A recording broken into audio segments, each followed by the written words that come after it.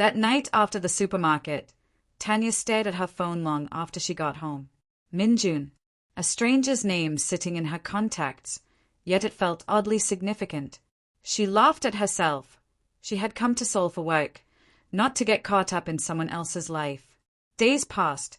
Work remained the same. Her team was polite but distant. Colleagues whispered in corners, and every meeting reminded her that she was different. Alone, she pushed through the days, wearing her strongest smile, but every night the silence of her apartment pressed down like a heavy blanket. Then one evening, her phone buzzed. Unknown number. She hesitated, then answered. Hello.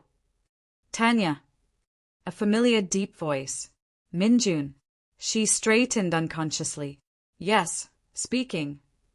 There was a pause, then a small giggle in the background. Banana lady. Tania smiled before she could stop herself. Hannah. She wouldn't stop asking to hear your voice, Minjun admitted, his tone caught between embarrassment and amusement. I hope I'm not disturbing you. Not at all, Tania said softly. For the first time since arriving in Seoul, she didn't feel like someone was tolerating her. Someone actually wanted to reach out. They talked for longer than either expected. At first about Hannah, her favorite foods, her new drawing obsession. But slowly, the conversation drifted. Minjun asked about Lagos, and Tania found herself sharing memories of home. The heat of the sun, the laughter of neighbors, the stubborn way she had chased her dreams. You must have been brave, Minjun said quietly. Tania shook her head, though he couldn't see it.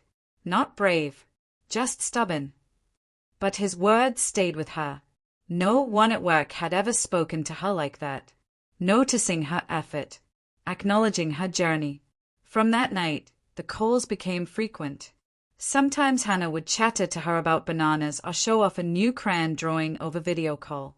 Sometimes it was just Minjun, asking if she had eaten, telling her about a stressful day at the office. Slowly, the loneliness in Tania's chest began to ease. Weeks passed, and one Saturday, Minjun invited her to join them at the park.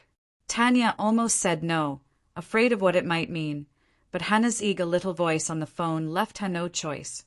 When she arrived, Hannah ran straight into her arms. "Mummy!" she shouted with the innocence only a child could carry. Tania froze, but Minjun didn't scold his daughter. Instead, he gave Tania a small, almost shy smile. "She's been calling you that when she talks about you." I tried to stop her, but he trailed off, eyes soft. Tania looked down at the child clinging to her, then back at Minjun. "It's okay," she whispered. "She doesn't have to stop." They spent the day together, feeding ducks, chasing Hannah's laughter through the grass, sitting side by side on a bench while the child napped on Tania's lap. For the first time since her arrival in Seoul, Tania felt like she belonged.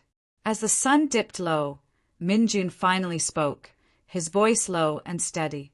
"I told myself I'd never let anyone close again. I thought it was safer for Hannah, and for me." He looked at her, eyes searching. "But she chose you before I even understood what was happening."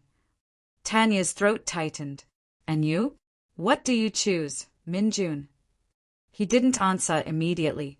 Instead, he reached over and covered her hand with his. Warm, solid, real. "I choose what Hannah chose. I choose you." Tears blurred Tania's vision, but she smiled, truly smiled, for the first time in months. In the middle of Seoul, thousands of miles from the place she once called home, she had found something she didn't know she was searching for. Not just love, but a family. And as Hannah stayed and whispered "Mummy" again in her sleep, Tania realized that sometimes destiny doesn't knock on the door with fanfare. Sometimes it bumps into you in a supermarket aisle with a basket of bananas. Like, subscribe, and comment your country and thoughts below.